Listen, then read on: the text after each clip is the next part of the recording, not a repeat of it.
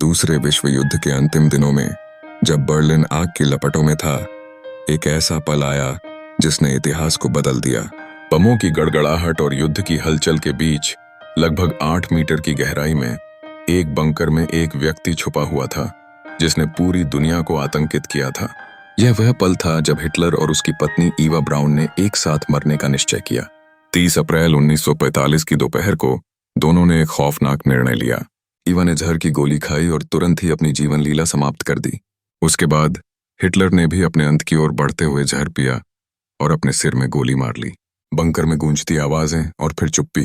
कुछ समय बाद उनके सेवक बंकर में आए और उस भयानक दृश्य का सामना किया। हिटलर की लाश सोफे पर पड़ी थी जबकि ईवा चुपचाप लेटी हुई थी। इसके बाद दोनों की लाशें बगीचे में एक गड्ढे में डाल दी गईं और पेट्रोल छिड़ककर जलाया गया। हिटलर की इच्छा थी कि उसकी लाश दुनिया न देख सके, मगर कुछ ही समय में सोवियत सेना ने वहां कदम रखा और बाकी के मामले की तहकीकात शुरू की। इस बीच स्टालिन ने अफवाहों का एक बड़ा ताना बाना बुनना शुरू कर दिया। यह दावा किया कि हिटलर जिंदा हो सकता है, लेकिन विज्ञान ने इस रहस्य को सुलझाया। 2017 में फ्रांस के वैज्ञानिकों ने हिटलर के दांतों और जबड़े की जांच की जो रूस के पास थे। ये सभी प्रमाण उसके डेंटल रिकॉर्ड से मेल खाते थे।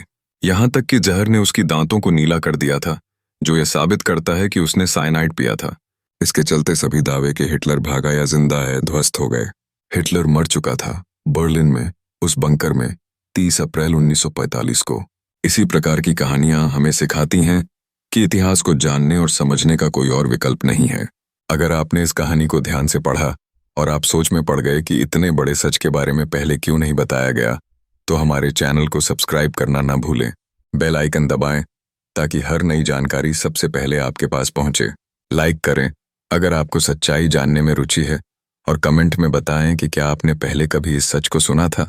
हम अभी शुरुआत कर रहे हैं, क्योंकि इतिहास के और भी राज अभी सामने आना बाकी हैं।